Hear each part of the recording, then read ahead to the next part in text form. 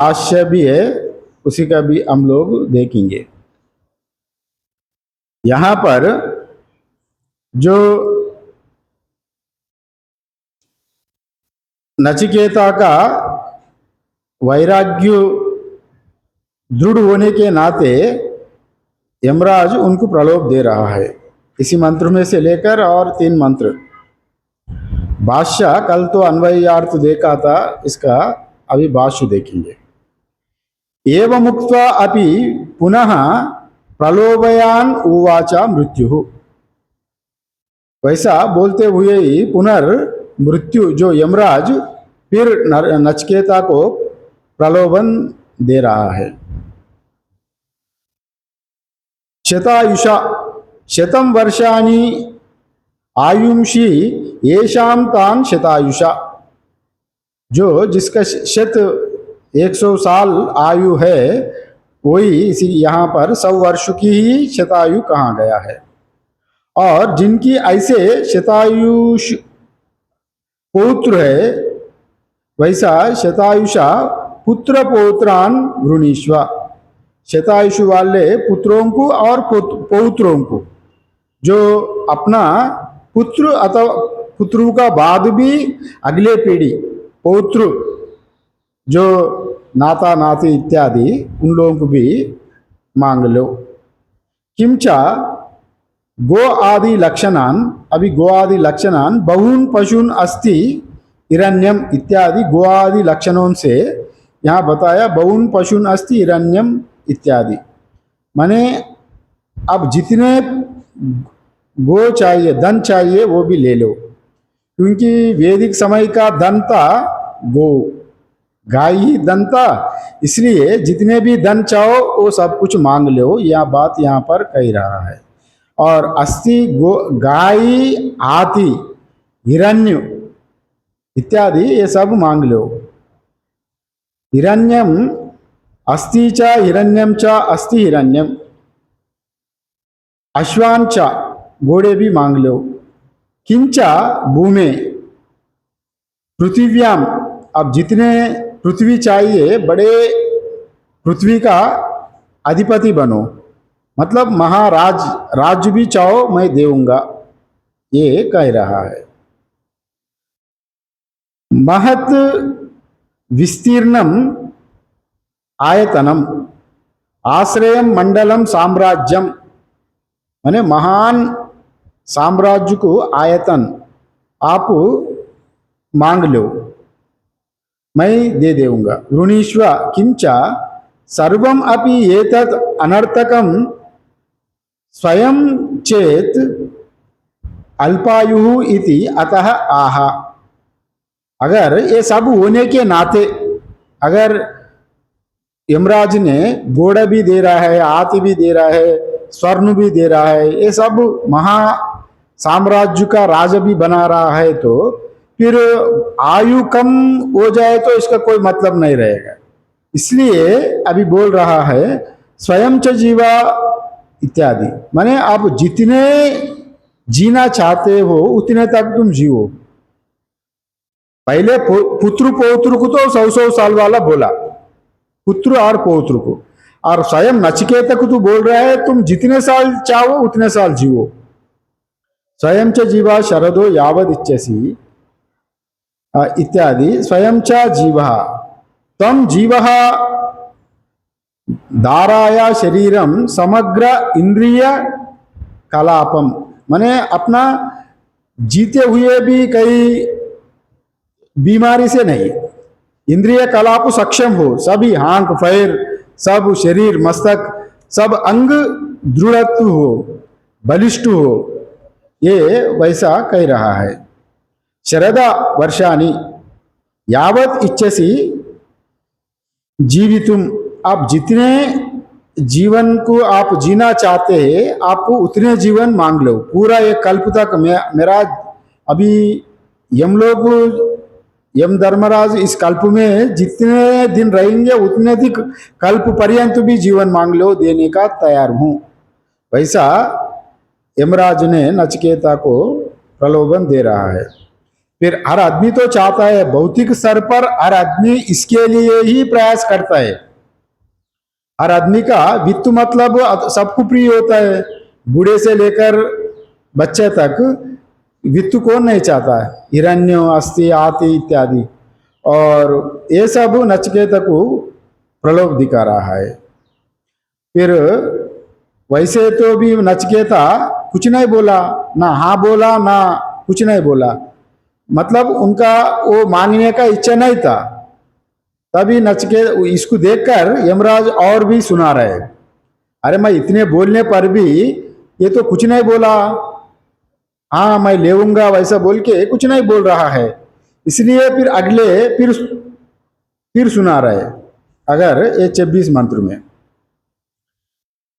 पाठ करें इसको, ये तत्तुल्यम यदि मन्यसे वरम वृणीष्व वित्तं चिरजीविकां च महाभूमौ नचिकेतस्त्वमेधि कामानां त्वा कामभाजं करोमि इत्यादि। ये तत्तुल्यम यदि मन्यसे वरम, यहाँ पर ये तत्तुल्यम एक विशेषण लगाया गया।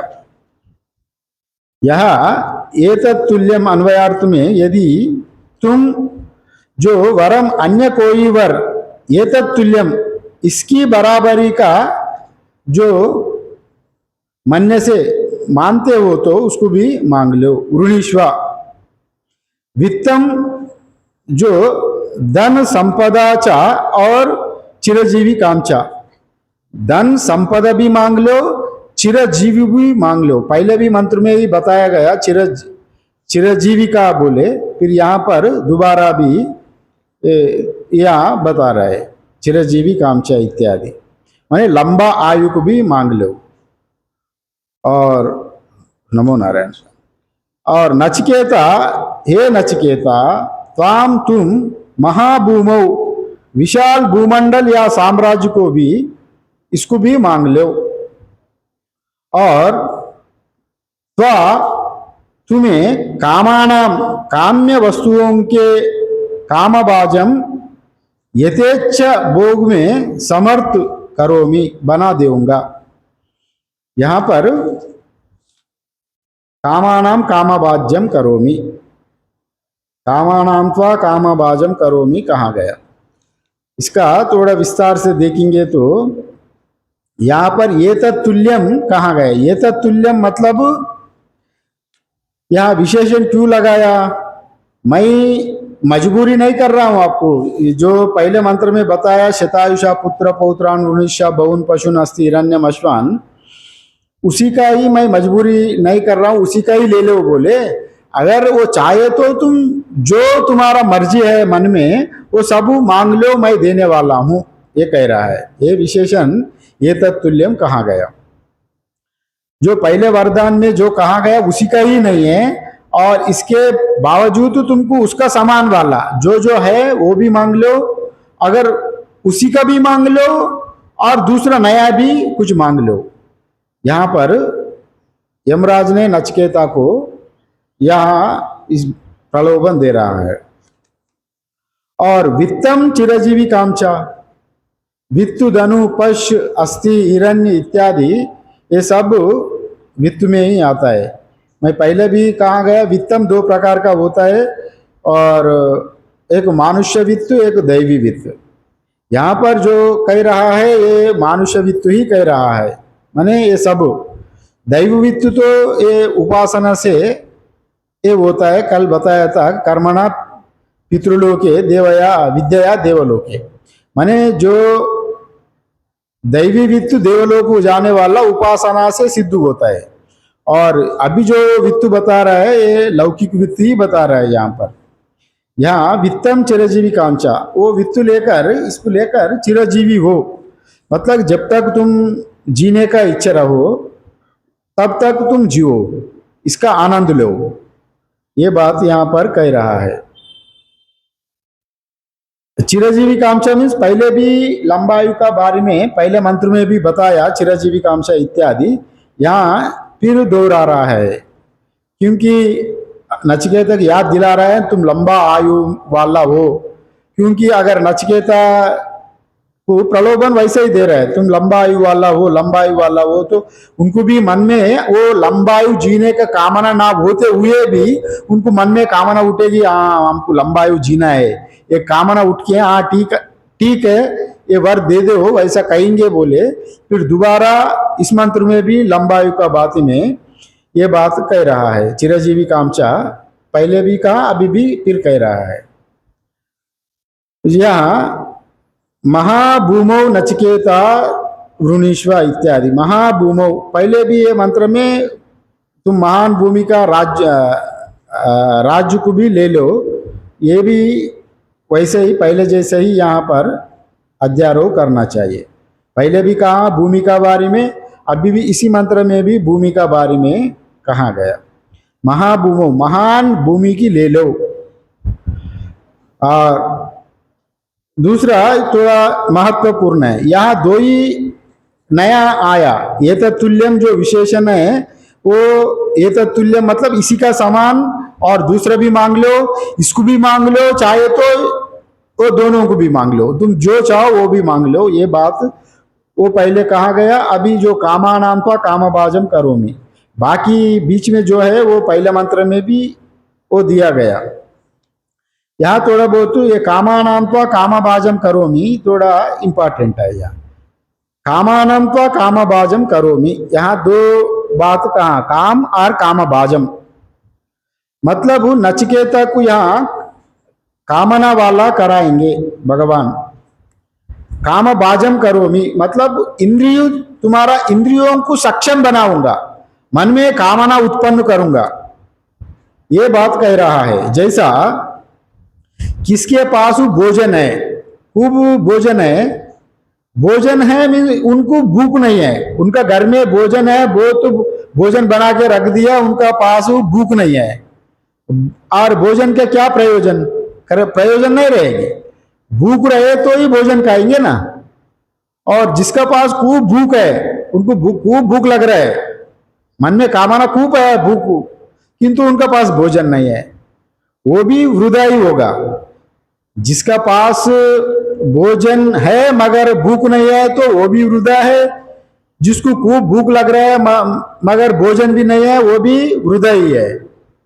इसलिए ये यहाँ पर ये इसी का यही बता रहा है, कामानाम कामभाजम करोमि मतलब तुमको मैं कामभाजम करोमि। पीछे अगले मंत्र में आएगा, जैसा कामना अप्सरासा को दे रहा है वैसा उनका पास तुम भोगते रहो, इंद्रियों का सुख भोगते रहो, तुमको कामा थकावट नहीं दूंगा काम में। माने जैसा कामा तुम्हारा पास अगर अप्सरा है, बड़े युवती है काम भोगने का, और तुम्हारा पास इच्छा नहीं रहे तो तुम उसको भोगेंगे नहीं। इसलिए मैं कामभाजम करोमि, कामानाम कामभाजम करोमि, मैं काम भी देऊंगा, उसको बना के रखूंगा, तुम लंबा तक तुमको इच्छा भी बना के रखूंगा काम में, ये बात कह रहा है। वैसा कहे तो भी ये सुनेगा बोले। और ये दोनों काम और काम को भी अंदर में जगाएगा और ऊर्जा भी देगा, तुम भोगने का ऊर्जा भी मैं देऊंगा। कामभाजम करो भी उपलक्षणार्थ से, उपभोग भोग भी देगा उपभोग भी देगा, दोनों भोग उपभोग दोनों मैं देऊंगा, ये बात कह रहा है। और ये वैसे भी कहा जाता है वृद्धस्य तरुणीम विषम, वृद्धस्य तरुणीम विषम, अगर कोई बूढ़े आदमी है उनका युवा पत्नी है, उसको ये विष जैसा कटकने लगता है, वो आदमी तो इंसान है वो बूढ़े, और उनका पत्नी है जवानी एकदम लड़की जैसा है, फिर उनको वो विष जैसा माना गया क्योंकि उनका बात मानता नहीं, और वो भी वो सुख नहीं दे पाता, फिर वो बाहर देखने लगेगा ये कहाँ गिर जाएगी, फिर हमारा बदनाम कहाँ करेगा, इतने उनको विष जैसा लगे और उनको बेचैनी होता है। इसलिए यहाँ पर भी नचिकेता को ये कामानाम कामभाजम करोमि मतलब तुम काम भी देऊंगा, काम में उपभोग भी दूंगा, उसका जो भोगने का सामग्री बना के रखूंगा, ये भी यहां पर कह रहा है। जैसा यहां पर इतने लालचा क्यों दिखा रहा है नचिकेता को? नचिकेता किस ओनली पूछा आत्मज्ञान का बारे में। नचिकेता छोटा होने के नाते एक एक प्रश्न उठता है, नचिकेता ना समझी है, वो छोटा है, इसका अधिकारी है नहीं है, एक प्रश्न उठता है। और दूसरा, गुरु परंपरा में वैसा प्रश्न पूछने वाला गुरु का साथ कई साल रहने के बाद जो समाधि षटक संपत्ति जो साधन चतुष्टय संपन्न अधिकारी प्राप्त करके, पहले भी मैं बताए थे, जो विवेक वैराग्य समाधि षटक संपत्ति मुमुक्षुत्व खूब तीव्र गति में आए तो गुरु जी की भी पता चलेगा ये मुमुक्षु है, उनका वैराग्य हटल है। और ये नचिकेता तो तुरंत जाके ये प्रश्न पूछे तो ये सब ये इतने प्रलोभन परीक्षा देने का यमराज भी मजबूर हो गया। नहीं तो बिना परीक्षा ये सूक्ष्म तत्व को नहीं बता सकते, यही बात यहां पर कह रहा है। और वैसे ही पदार्थों का बीच में रहने पर ही अपने राग और वैराग्य बढ़ेगा, इसका ठीक ठीक परीक्षा होगा। जैसा पदार्थ सामने और तब भी वो उसको चूरा नहीं, तभी वो वैराग्य हटल होगा। जैसा आपको किसी अगर ट्रेनिंग दे रहा है, किसी कुत्ता का, बकरा का, बकरी का, अगर उसी का चूना नहीं, क्या करेंगे? बार बार वस्तु को सामने रखेंगे, उसको पिटाई करेंगे, तभी वो समझेगा ये वस्तु में हाथ डाले तो ये हमको पिटाई करेगा, तभी उसका ऊपर वो ध्यान नहीं देगा। वो एक परीक्षा होगा। वैसे ही परीक्षा एक अकबर राजा था ना, राजा अकबर था, उनका एक परीक्षा लेने का था, और कोई भी इस बकरी का पेट भरेगा मैं उनको बहुत बड़े सारे धन संपत्ति दूंगा, ऐसा घोषणा किया था। माने कहीं संपत्ति में हजारों सोने का सिक्का देंगे, वैसा कुछ बोले थे। एक बकरी का पेट भराना मतलब साधारण तो हम लोग क्या करते हैं, बकरी जब आता है तो जितने भी काके आने का बाद हरा घास देके तो मुंह मारेगा वहां पर, समझ में है ना आपको? बकरा बकरी खेती में खूब खाएगा, खा आने का बाद अगर थोड़ा बहुत भी हरा घास सामने दिखे तो तुरंत उसको खाने जाएगा। इसलिए वो अकबर ने, वो राजा ने चैलेंज लगाया, अगर कोई वैसा इंसान होगा बकरा का पेट भराने वाला, तभी मैं करोड़ों रुपए दूंगा। तभी पैसा का लालच में बड़े बड़े कई लोग आया, राजा मैं करा के दूंगा। कुछ लोग क्या किया, बकरा को खूब खिलाया, पूरा दिन भर हरा हरा घास खिला के राजा के पास ले गए। अभी तक तो ये खूब खाया और के इसका पेट भर गई और नहीं खाएगी। फिर राजू थोड़ा बहुत हरा घास दिखेंगे तो तुरंत वो मुंह खाने लगे। चलो भाई तुम तो हार गया, चल बेकार है तुम, फिर वो भगाया। वैसा दूसरा आदमी आया, तीसरा आदमी आया, कई उपाय करके आया, किंतु कोई टिक नहीं पाया। फिर एक समझदार था आदमी, उनका काम ही था वो बकरी पालन करने वाला, एक साधारण आदमी था। वो क्या किया था, वो एक बकरी की पूरा दिन भूखा रखे घास लेने के लिए, जब हरा हरा घास उसका सामने रखा, वो जब भी खाने जा रहा है तो उसका मुंह में डंडा से मार रहा है, और एक बार, दो बार, तीन बार, वो 100 बार मारा। वैसे ही जब घास खाने जा रहा है डंडा मार रहा है। अगर वैसा डंडा मारते खाते उनको डर लगा, चलो भाई ये अगर घास में मुंह लगे तो डंडा मारेगा, तब तो ये तो बर्शन है, नहीं खाना अच्छा है, क्योंकि हमारा बहुत दर्द हो रहा है। अगर वो राजा का पास ले गया, राजा का पास हरा हरा घास लेके गया, ये भी डंडा लेके उसको बकरी की लेके गया। और सामने राजा घास रखा, ये डंडा दे के पकड़ लिया ना, इनको डंडा देख के ही बकरी चुपचाप मुंह मोड़ लिया। वो नहीं खाई। तब भी समझ में वस्तु सामने है, वो खाया ही नहीं, तब भी वो इनाम पा लिया, वो इनाम जीत लिया। अरे ये तो बकरी का पेट भर लिया। मतलब वो बकरी की भोजन नहीं दिया था, वो डर का वजह से वो बकरी के ऊपर काबू पा लिया। वैसे ही इंद्रियों का भी वैसे ही वस्तु सामने रहते हुए ही इंद्रियों मन को वस्तुओं के ऊपर नहीं जाने देना, वैराग्य कहाँ गया, वही तपस्या कहाँ गया।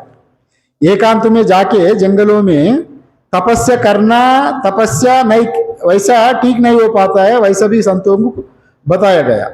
अगर जब घर छोड़ के प्राथमिक अवस्था में जब घर छोड़ेंगे तो पूर्व संस्कार खूब जो ज्यादा होने के नाते वो डर रहता है। तभी नया नया जो घर छोड़ के संत बनता है तो उनके लिए नियम है, वो कुछ साल के लिए अलग रहे, एकांत में रहे, तपस्या करे। किंतु एक समय आने का बाद अब ठीक ठीक विचार हो गया, ये सब अनित्य बोल के, अभी वस्तु सामने होते हुए भी उसका ऊपर मन नहीं जाने देना। अभी यहाँ पर कई पैसा पड़े है, कई सामान पड़े है, कोई नहीं है, अगर हम सच हम अपरिग्रही है तो अरे उसका ऊपर मन ही जाएगा ना, ये पर धन मेरा नहीं है, हमको क्या लेना देना भाई, रहना पड़े रहने दो। वैसा एक विवेक वैराग्य हो जाता है। वैसा यही यहाँ शास्त्र भी वैसा ही कहता है, पदार्थों का बीच में रहने पर ही और अपने राग वैराग्य का ठीक ठीक परीक्षा होता है। ये बात के लिए भी यहाँ पर ये परीक्षा, यहाँ यहाँ यमराज भी नचिकेता का भी वैसा ही परीक्षा ले रहा है। और ये हम देखा था। और एक आप जीवन मुक्त होने का समय मन में कई प्रलोभन आता है, एक अच्छा वस्तु को प्राप्त करने के लिए लंबा प्रयास करना पड़ता है। इसलिए यहाँ पहले हमारा भारतीय परंपरा में हम लोग कई संतों को वैसा देखा था, जैसा उच्च अवस्था को प्राप्त करने के पहले मन बहुत सताता है, माया बहुत सताती है, नाम यश ये धन संपत्ति सामने देता है, और कोई चुपचाप तपस्या कर रहा है तो, और अपना आप में इंद्र भी डरता है तपस्या से, ये मेरा पदवी के लिए पदवी ना छुए, मेरा पदवी का ऊपर ये हावी ना हो जाए। इंद्र भी डर के वो अप्सरा को, मेनका इत्यादि लोगों को भेज के उनका तपस्या भी बंद करवाता है। वैसे भी प्रलोभन देने का वो डर लगता है वो पदवी के लिए। किंतु आध्यात्म जीवन में जो आत्मज्ञान को प्राप्त होने के समय भी ये देवता लोग तंग करता है, वैसा वो बृहदारण्य का उपनिषद में कहा गया, अत्र देवानाम पशु इत्यादि में। और जो आत्मज्ञान का प्राप्त करने वालों को देवता लोग भी थोड़ा परीक्षा लेता है, और वो परीक्षा में उत्तीर्ण हो जाए तो एक बार प्राण प्राप्त कर लिया, फिर कोई आपको परेशान नहीं करेगा। वैसे भी बुद्ध का जीवन में, गौतम बुद्ध भगवान का जीवन में भी वैसा हुआ था। जब तपस्या कर रहा था बोधि वृक्ष का नीचे, तभी वो निर्वाण को प्राप्त करने वाला था। उस समय मारा नामक एक शैतान और बुद्ध का ऊपर बहुत प्रहार किया, मतलब कामना वासना ये लोभ इत्यादि कहीं लोगों को छोड़ दिया उनका ऊपर। और युवा वो मारा, बाहर का मारा नहीं है, अंतर का अपना मन ही मारा। मैंने मन से वैसा वासना उठने लगी, वैसा वासना जागने लगी, कामना बहिर्मुख इंद्रिय होने लगा। माने वहां इतने कामना रूपों से मन पूरा कामिनियों से भर गई। तब भी बुद्ध भगवान में विचलित नहीं हुआ और शांत भाव से वो देखते ही रहा। ये अनित्य पदार्थों का पीछे नहीं दौड़ना। मैं एक अलौकिक आध्यात्मिक गति में उन्नति होने वाला हूं, अभी मैं नीचे नहीं गिरना। वो शांत भाव से उसको देख के उसके विचलित नहीं हुआ। और वो क्रोध, अगर काम से जीत गए तो क्रोध उत्पन्न किया, कई लोगों से उनको मारने के लिए भी भेजा था, तब भी वो डरा नहीं, शांत भाव से ही रहा। मन को इंद्रियों का ऊपर बहिर्मुख होने नहीं दिया। ये लोभ को जीता, काम को जीता, क्रोध को जीता। ये जीतने के बाद मारा हार गया, माने अपना मन ही हार गया, माया हार गई। अब तभी बुद्ध भगवान महानिर्वाण को प्राप्त किया। मतलब एक चीज आप पाने के समय आप परीक्षा खूब होता है। इसलिए यहां पर भी, यहां आत्म तत्व का बारे में जो नचिकेता यमराज से पूछा, उसको पाने के पहले इसी पूरा क्रम से, ये परीक्षा से पार करना, यही है। प्रलोभन से अगर पार होके हाँ इसका पीछे मैं दौड़ूंगा नहीं, ये अनित्य है, हमको नहीं चाहिए, जैसा तब तक जो बकरी हरा घास को देख के उसका पीछे नहीं गया, ये बहिर्मुख इंद्रियों का लुभाने वाला ये सांसारिक माया मोह में नहीं, जब तक माया मोह से वैराग्य नहीं होगा तब तक वो सूक्ष्माति सूक्ष्म रूप जो निर्गुण निराकार ब्रह्म तत्व को प्राप्त नहीं करेंगे। इसलिए ये परीक्षा यहां पर लेने जा रहा है यमधर्मराज। और श्रुति यहां कहती है कि वैराग्य की परीक्षा, जो वैराग्य का परीक्षा के लिए शिष्यों को तरह तरह का जो भोग इत्यादि में परीक्षा लेने का विधान भी पहले रहा था, जो तरह तरह के भोग्य पदार्थों के बीच में रखने का। जो संत बनने आया ये पूर्ण विरक्त बन के आया, नहीं है तो वैसे ही थोड़ा मरकट वैराग्य, स्मशान वैराग्य जैसा आया। वैसा परीक्षा करने के लिए, वैराग्य को परीक्षा करने के लिए और तरह तरह के जो भोग्य पदार्थों का बीच में रख के टेस्ट करना। हम लोग हमको जब सोना बेचने आता है ना कोई सोनार का पास, उसका ऊपर वो तेजाब डाल के देखता है, एक ये नकली है ये ओरिजिनल है, तभी वो पता चलेगा इनको ये नकली है माल। माने वैसे ही यह टोक के देखने का यह विधान आध्यात्मिक में भी चेले को टोक के उनको ठीक ठीक ये जिज्ञासु है, उनको जब गुरु को ये मान लिया ये ठीक ठीक वैराग्य है इनको, तभी गुरु इनको ठीक ठीक उपदेश देगा ब्रह्म ज्ञान का। यहां पर ये नचिकेता का भी यहां पर यही बता रहे हैं। और पहले जमाने में भी बृहदारण्यक उपनिषद में आता है, जब सुखदेव जी अपना आप को, सुखदेव जी का भ्रम था मैं ब्रह्मज्ञानी हूं नहीं हूं। सुखदेव जन्मता ही ब्रह्मज्ञानी था, जन्म होते ही वो वैराग्य से नंगा चलने पड़ा। मगर उनको भी संशय हुआ मैं ब्रह्मज्ञानी हूं नहीं हूं। और व्यास जी से पूछा, व्यास जी बोला तुम तो ब्रह्मज्ञानी है बेटा। उनको मन में अनुभव भी हुआ, मैं ब्रह्मज्ञानी का अनुभव होने के नाते भी उनको अपना परीक्षा लेना है ना, मैं ब्रह्मज्ञानी कैसा हूं, उनको खुद को जानकारी नहीं था। व्यास जी बोला तुम ब्रह्मज्ञानी का लक्षण ये है, ये तुम्हारा ब्रह्मज्ञान का लक्षण है। और नहीं, सुखदेव नहीं माना, मैं कैसा पता चला, देखो तुम जनक जी का पास जाओ, तुम्हारा गुरु है, जनक जी का पास जाओ। फिर जनक जी का पास भेजा व्यास जी सुखदेव जी को। तब जनक जी का पहले ही समाचार मिला सुखदेव आ रहा है, इसके लिए ब्रह्मज्ञानी का परीक्षा लेने के लिए, हम ब्रह्मज्ञानी है नहीं है। तभी जनक जी और उनका किला का सामने दारवान रहता है, पहले उनको अंदर घुसने ही नहीं दिया और 2-3 दिन वहां किला का सामने बिठा दिया। और कूड़ा कचड़ा जो भी ऊपर से फेंक रहा है तो उनका ऊपर ही फेंक रहा है। फिर बाद में 3 दिन के बाद और थोड़ा अंदर में प्रवेश करवाया, बाद में वह आंगन में वहीं पर बिठाया। फिर 2-3 दिन का बाद कोई हाल पूछने वाला ही नहीं।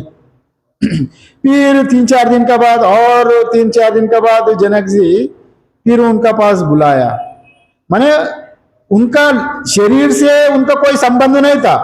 जब सुखदेव जी की किला का सामने बिठाया 3 दिन, अंदर राजा का कोई अनुमति नहीं मिला, कोई ऊपर से कूड़ा कचरा फेंक रहा है, तब भी उनका मन में कोई विकल्प नहीं हुआ, क्योंकि वो शरीर को मैं ही नहीं माना। शरीर को मैं शरीर वाला मैं हूं, वैसा उनका अहंकार ना होने के नाते वो जैसा की तैसा रहा।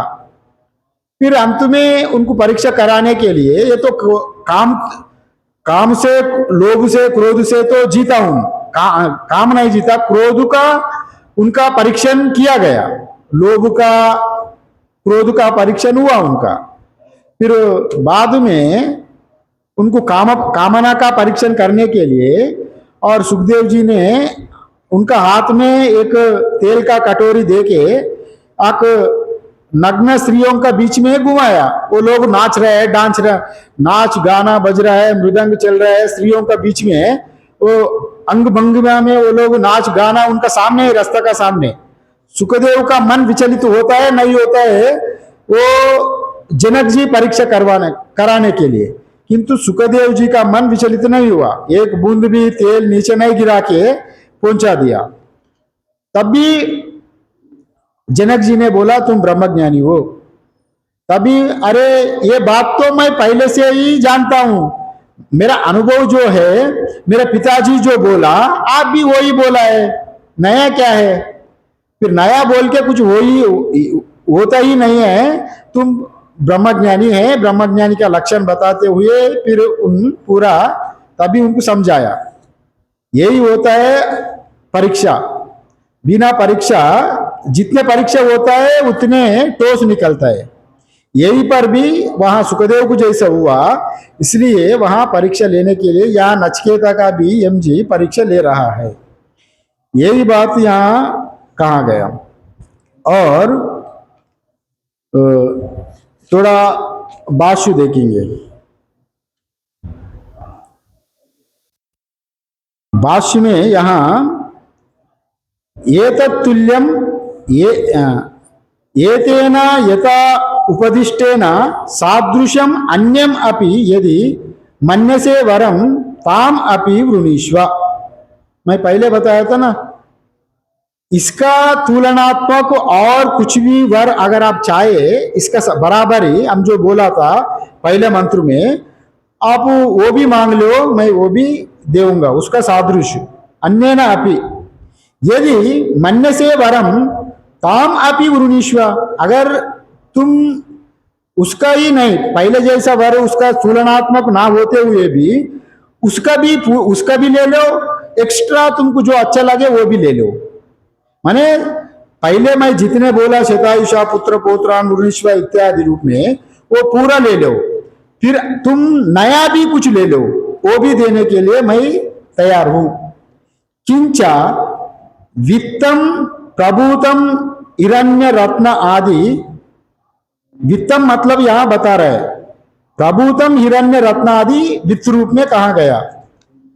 और चिरजीवी कामचा, पहले ही बताया चिरजीवन माने लंबा आयु मैं देता हूं, माने वित्त का साथ भी सह वित्तेना और वृणीष्व इति एतत्, वित्त का साथ तो लंबा आयु भी तुम ले लो हमसे, मैं वो भी मैं देने का मैं तैयार हूं।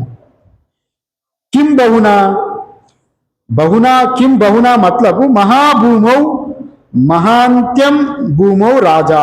यहाँ महाभूमौ मतलब महांत्यम भूमौ राजा, माने महासाम्राज्य का राजा भी बन जाओ, मैं बनाऊंगा।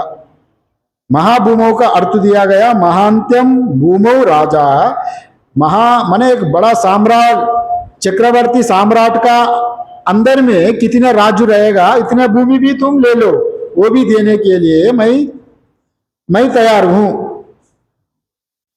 और मानता हूं नचिकेता तम यदि वो नचिकेता आप किंचा अन्यात और जो भी चाहिए तो इसका अलावा अगर मैं जो कुछ बोल रहा हूं इसका अन्यात तो तुम मन में जो इच्छा है तो उसका भी तुम मांग लो और कामानाम दिव्यानाम मनुष्यानाम च कामानाम का मत यहाँ बता रहा है दिव्यानाम मनुष्यानाम च त्वाम त्वाम कामबाजम पहले ही बताया कामबाजम मतलब क्या होता है कामबागीनाम कामाहम कामबागीनाम कामाहम करोमि और मैं कामा बागम कामा जैसा मैं बताया था काम को भी देऊंगा